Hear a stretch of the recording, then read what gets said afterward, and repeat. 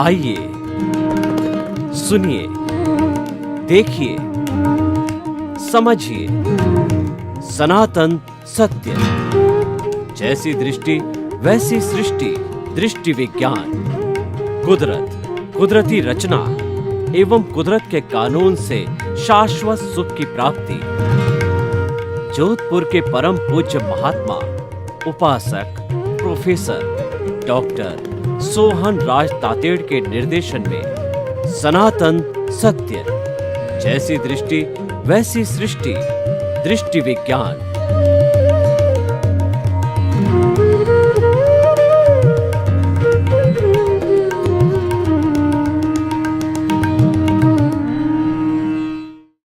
भाई और बहनों, मातृशक्ति को नमन।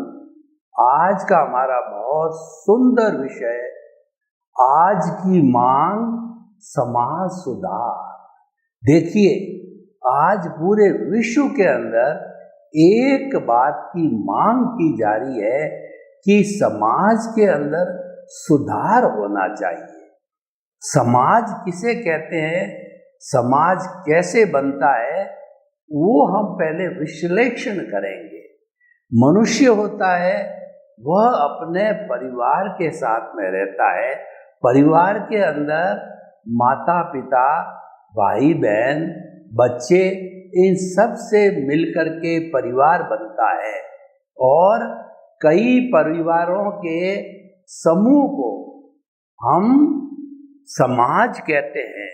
मनुष्य एक सामाजिक प्राणी है, वह समाज में जीता है और समाज के बिना मनुष्य एक क्षण भी नहीं जी सकता है, क्योंकि समाज ही उसको पहचान देता है, समाज ही उसको संरक्षण देता है और समाज ही उसकी उन्नति करता है।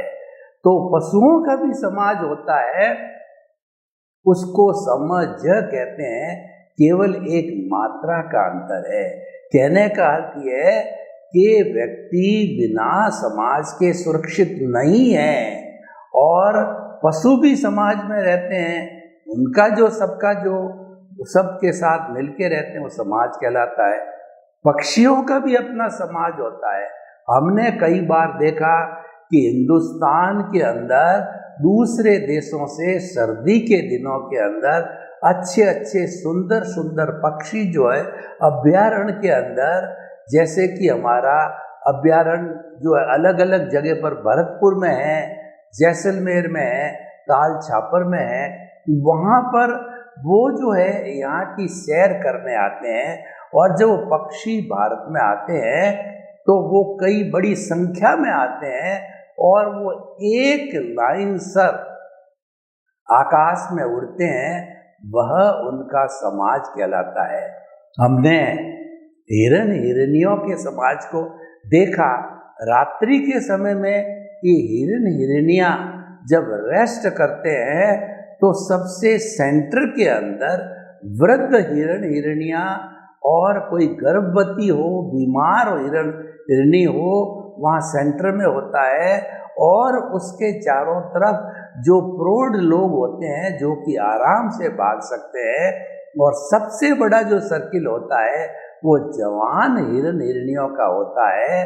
और चारों कोनों पे 4 पहरेदार बैठे रहते हैं। कोई भी शिकारी आने की जो ही आहट होती है त्यों ही वो अपनी भाषा में चिल्लाते हैं और सभी लोग वहाँ, सभी हिरन हिरनियाँ वहाँ से जो है वो छू मंतर हो जाते हैं, वहाँ से भाग जाते हैं।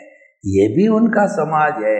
तो हम ये कहना चाहते हैं कि समाज एक सुरक्षा का स्थान है, समाज एक सुरक्षा कवच है और समाज एक जीवन जीने की पद्धति और समाज जो है एक जीवन जीने का आसरा होता है, एक नीड होता है, जैसे पक्षी का घोंसला होता है।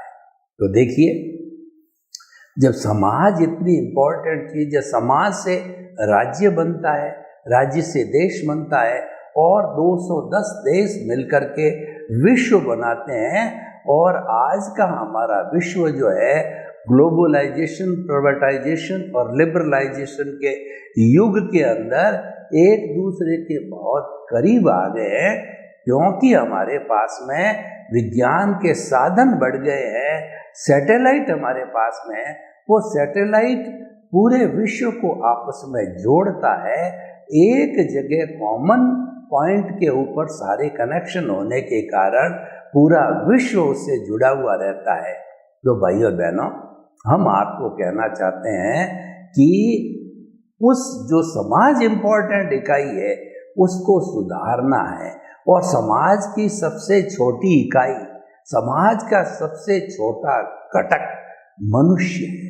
जैसे आज विश्व में 7.8 अरब की जनसंख्या मनुष्यों की है, सबसे छोटा घटक है वह मनुष्य है।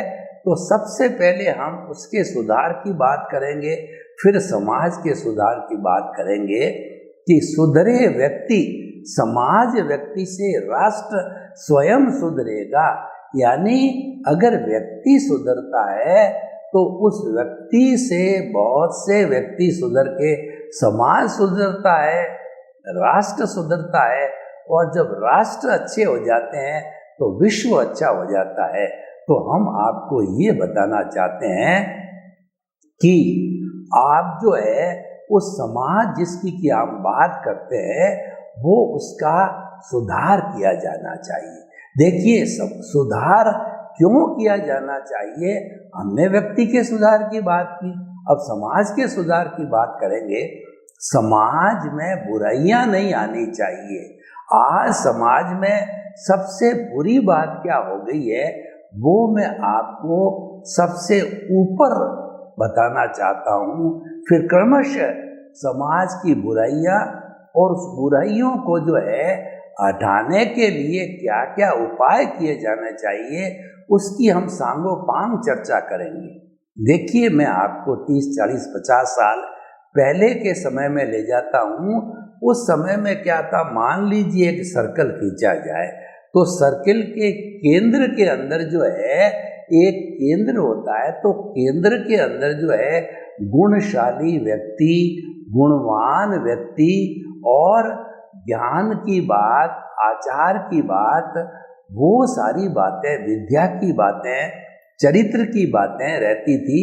उन लोगों को केंद्र में रखा जाता था, यानी उन लोगों से परामर्श लिया जाता था समाज के अंदर। जो उसका एक उदाहरण आपको बताऊं कि राजा जो दशरथ से वशिष्ठ उनके गुरु थे, उन गुरु का आसन, वशिष्ठ जी का आसन जो है वो राजा दशरथ से भी ऊपर था, और गुरु की बात की तवज्जो दी जाती थी कि गुरु जो है वो हमेशा जनता के जो है वो सुख के लिए, जनता के हित के लिए बात करते हैं।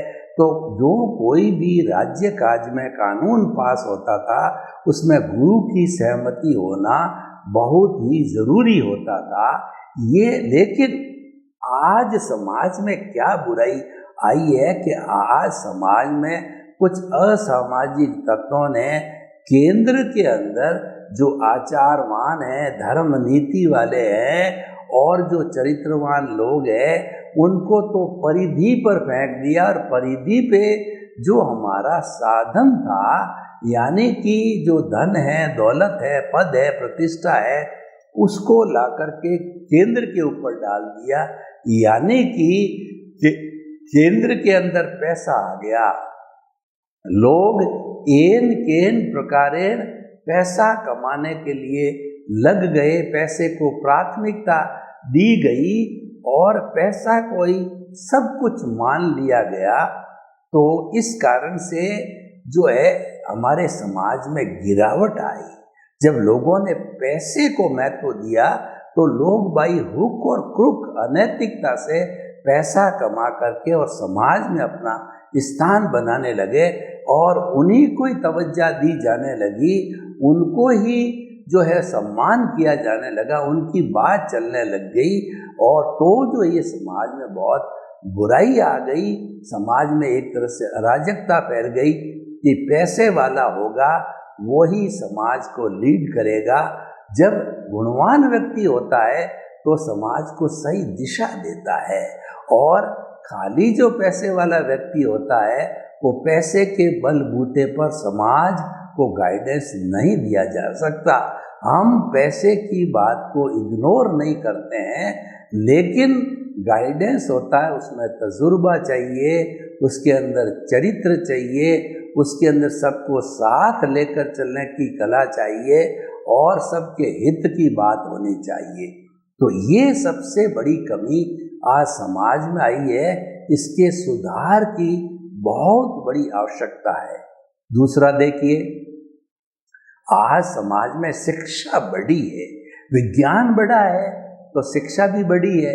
ये जो इसके अंदर कोई भी जो है अपवाद वाली बात नहीं है। शिक्षा बढ़ने से लोगों का मानसिक स्तर बहुत बड़ा है, आईक्यू बहुत बड़ा है, लेकिन इसके साथ साथ में क्या हुआ है कि ईक्यू के साथ जो आईक्यू के साथ में ईक्यू का संतुलन नहीं है। इमोशन कंट्रोल यानी भावनात्मक जो है वो परिवर्तन व्यक्ति में आना चाहिए शिक्षा के साथ में, वो नहीं आ रहा है, तो उसका असर समाज पे बहुत बुरा पड़ा है। समाज में पढ़े लिखे लोग तो बहुत हो गए, लेकिन वो लोग जो है अभिमानी हो गए। वो लोग शम और श्रम की संस्कृति जो कि हमारी गुरुकुल प्रणाली में थी या आज से कुछ समय पहले थी, उसको आज का विद्यार्थी भूल गया। तो इन तीन बातों का जो है समाज के अंदर पुनः प्रवेश होना चाहिए। शिक्षा के साथ में सम, शम और श्रम की नीति को जोड़ना चाहिए, पुरानी गुरुकुल प्रणाली को जोड़ना चाहिए। सम का मतलब संभाव, यानी कि हमारे ग्रस्त जीवन में कई उतार चढ़ाव आते हैं। कभी तिरस्कार होता है, कभी सम्मान होता है, कभी कमी आती है खाने में, पीने में, इत्यादि इत्यादि। तो उन सब के अंदर व्यक्ति को जो है पूरा संभाव यानी टॉलरेंस पावर होनी चाहिए। वो टॉलरेंस पावर आज इतनी घट गई है कि हर व्यक्ति ईगोस्टिक हो गया है। कोई किसी को टॉलरेट करना नहीं चाहता। इसी कारण हमारे बड़े बड़े परिवार, जो संयुक्त परिवार प्रथा चल रही थी, जिसमें 3-3, 4-4 जनरेशन के जो लोग एक साथ रहते थे, वो सब संयुक्त परिवार प्रथा टूट गई और आजकल न्यूक्लियर फैमिली हो गई, जिसके अंदर जो माता पिता या 1-2 बच्चे ही रह गए, और यहाँ तक कि उनके पेरेंट्स को भी साथ में नहीं रखा जा रहा है, उनको वृद्धाश्रम के अंदर भेज दिया जाता है या उनको अलग रहने के लिए मजबूर कर दिया जाता है। जबकि हमारी भारतीय संस्कृति के अंदर जो माता पिता होते हैं, गृहस्थ के भगवान होते हैं, उन गृहस्थ के भगवानों की आजकल बहुत दुर्दशा है। ये वृद्धाश्रम का जो कॉन्सेप्ट है हमारे हिंदुस्तान का कॉन्सेप्ट नहीं है, क्योंकि माता पिता तो एक शेल्टर होते हैं, माता पिता तो एक सहारा होता है। और ऐसा कहा जाता है जिसके माता पिता चले गए होते हैं वो अनाथ हो जाता है। माता पिता के रहते रहते वो सनाथ होता है, लेकिन सनाथ बनाने वाले उन्हीं माता पिता की आज दुर्दशा कर दी गई है। ये समाज के अंदर बहुत बड़ा बदलाव आया है। उसका कारण यह है कि टॉलरेंस पावर की कमी आई है, जिसको मैं कह रहा हूँ संभाव की कमी आई है। दूसरा शम का मतलब होता है हमारी इमोशंस। क्रोध है, अहंकार है, माया है, लोभ है, यानी समाज में आज नेगेटिविटी बहुत ज्यादा बढ़ गई है कि लोगों के अंदर प्रमोद की भावना नहीं है। कोई बेटा, कोई भाई, कोई पड़ोसी, कोई समाज का व्यक्ति किसी न किसी फील्ड के अंदर प्रोग्रेस कर रहा है, सगा भाई भी प्रोग्रेस कर रहा है, तो भाई को भा नहीं रहा है वो, तो उसको गिराने की कोशिश करता है। वो केकड़ा नीति से चलता है। केकड़ा नीति क्या होती है कि एक जो है ओडी के अंदर कैंकड़ों को रखा जाता, तो एक ऊपर चढ़ने की कोशिश करता है, तो ही दूसरा कैंकड़ा, तीसरा कैंकड़ा उसकी टांग खींचता रहता है, उसको ओडी के बाहर नहीं आने देता है। इसीलिए उसकी ओडी जो है वो खुली रहती है, और एक दूसरी टोकरी जो मछली की होती है उसको बंद करके रखा जाता है, और कैंकड़े की टोकरी को बंद करके नहीं रखा जाता। क्यों? कैंकड़े वो अपने आप टांग खिंचाई करके बाहर नहीं आने देते, और जो मछली होती है वो खुदक करके बाहर आ जाती। कोई मछली किसी को रोकती नहीं है, यानी उनमें प्रमोद भावना है। अपना डेवलपमेंट करो, अपना विकास करो तो करो, किसी को क्या ऐतराज है। तो ये जो शम की जो नेगेटिविटी बात, यानी शमन, आज हमारा क्रोध समाज में बहुत ज़्यादा बढ़ गया। लोग ही क्रोधित हो गए, अहंकारी हो गए, मायावी हो गए और लोभी हो गए, कि चाहे दूसरे का हित हो अहित हो, मेरा हित होना चाहिए। मनी माइंडेड हो गया। एन केन प्रकारेण मेरे पास में मनी आनी ही चाहिए। तो इसीलिए आदमी सेल्फ सेंटर्ड हो गया और आदमी जो है स्वार्थी हो गया। तो इस कारण से जो है वह हमारे समाज में बहुत बुराई आ गई है। इस बुराई को रोका जाना चाहिए। और तीसरी है श्रम की संस्कृति। सबसे बड़ा हराश आज समाज में ये हुआ कि लोग परिश्रम नहीं करना चाहते हैं। शारीरिक परिश्रम नहीं, मानसिक परिश्रम नहीं है। लोग समाज में ज़्यादा से ज़्यादा शॉर्टकट अपनाने लग गए कि हम तो रातों रात लखपति बन जावें, करोड़पति बन जावें। तो अनैतिक कार्य समाज में बहुत ज़्यादा हो गए। मसालों की मिलावट, शराब की मिलावट, दवाइयों में मिलावट, किस चीज़ की बात करें, हर चीज़ में नकलीपन, मिलावट इत्यादि अनैतिक कार्य बहुत ज़्यादा हो गए। तो आज समाज कमज़ोर हो गया है। तो उस समाज को सशक्त करना पड़ेगा, क्योंकि समाज का नियंत्रण नहीं रहेगा तो हमारे समाज में जंगल राज हो जाएगा।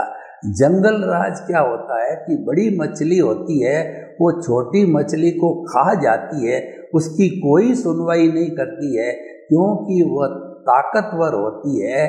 तो आज समाज में माइट इज राइट होने लग गया। जिसके पास में ताकत है वह अन्याय करने लग गया लाठी के बल पर। तो इसको रोका जाना चाहिए। तो ये समाज के अंदर बहुत ज़्यादा बुराई आ गई है। सम और श्रम की नीति को लागू करना चाहिए। व्यक्ति को अधिक से अधिक पसीना बहाना चाहिए, परिश्रम करना चाहिए, हक की रोटी लेना चाहिए, मेहनत की कमाई करनी चाहिए, बेईमानी की कमाई नहीं होनी चाहिए, भ्रष्टाचार नहीं होना चाहिए, घूसखोरी नहीं होनी चाहिए। ये समाज के अंदर धीरे धीरे पनप रहे हैं और समाज को खोखला कर रहे हैं। चौथी बात जो है, जो समाज में बड़ी बुराई आ गई है, दहेज एक बड़ा दानव बन करके आज समाज के सामने आ गया है। कि दहेज का अर्थ होता है कि प्रेम के साथ में देना। माता पिता समझते हैं कि मेरे जैसे पुत्र है वैसी ही पुत्री है, वह भी बराबर की हकदार है, उसको भी बराबर मिलना चाहिए। तो वो जो है उसको जब वो ससुराल जाती है तो प्रेम से जितना उसके घर गृहस्थी की आवश्यकता होती वो देते हैं। लेकिन आजकल जो ससुराल वाले हैं वो दबाव डाल करके फोर्सफुली जो है वो मंगवा रहे हैं अपने बहू से, और बहू से मंगवा करके और वो जो है वो उनको लेने की कोशिश करते हैं। उनके अंदर लोभ की प्रवृत्ति बढ़ गई है। तो भाई और बहनों, ये जो है दहेज दानव को रोकना चाहिए। दहेज दानव एक ऐसी कुरीति है कि इसके आने के बाद में कई बहुओं को मारा जाता है, पीटा जाता है, जलाए जाने की भी जो है वो कई जगह शिकायतें मिली है। तो इस दहेज दानव को समाज के स्तर पर रोका जाना चाहिए।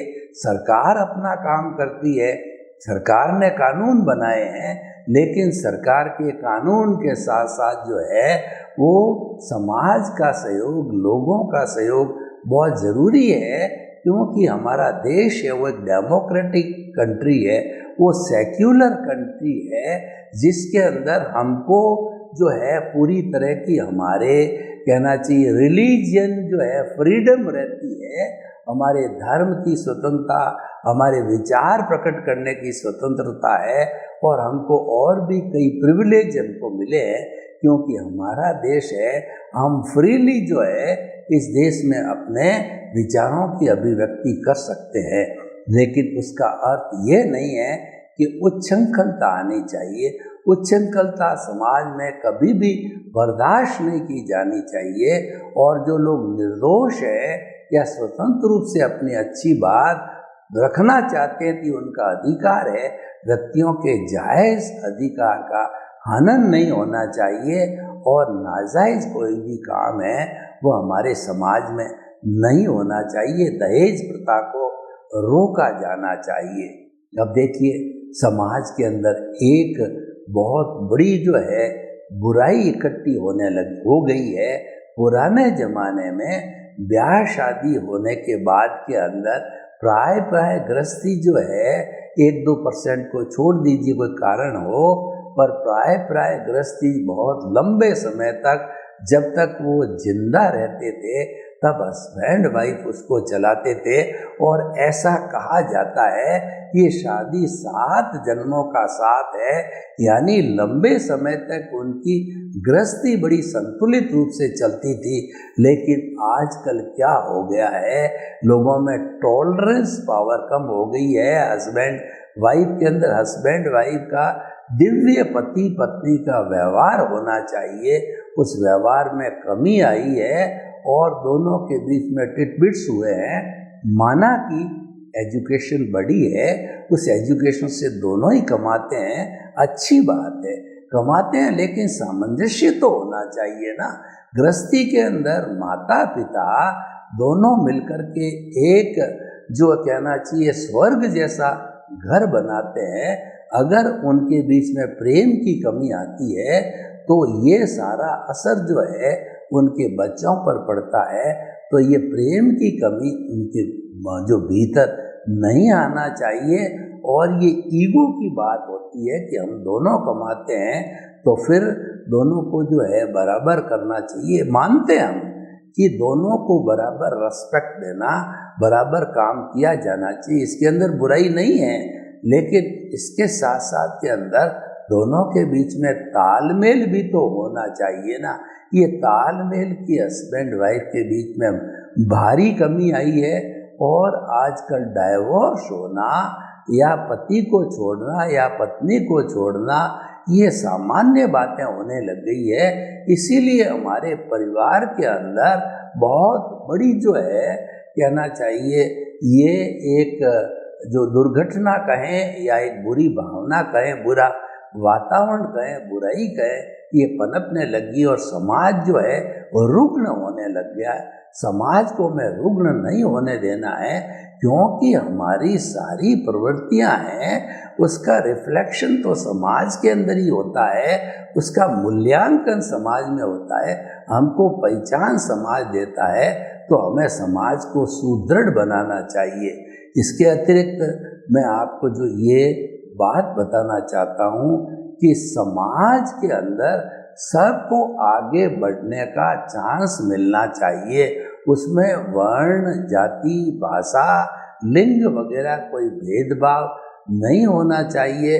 सर्वोदय की भावना होनी चाहिए कि सबका उदय हो, सभी आगे बढ़े, ऐसी भावना इनकलकेट होनी चाहिए समाज के अंदर, क्योंकि सभी समाज के सदस्य हैं और जिस फील्ड में उनकी योग्यता है उनको आगे बढ़ने का पूरा चांस मिलना चाहिए।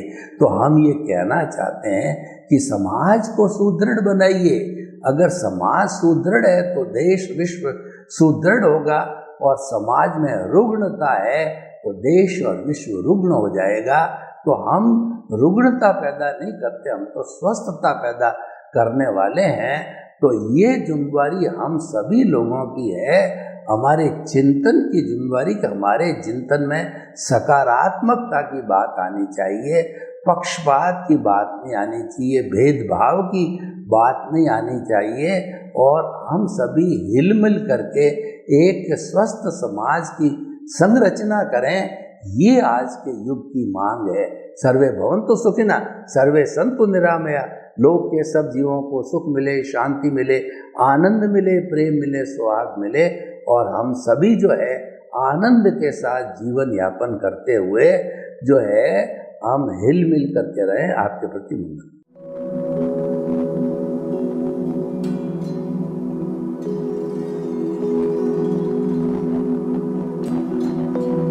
एक ऐसा अंतर्राष्ट्रीय ख्याति प्राप्त मानव जो गुरु प्रेरणा से पिछले 20 वर्षों से वानप्रस्थ जीवन जीते हुए 24 घंटे मानवता की सेवा में संलग्न है।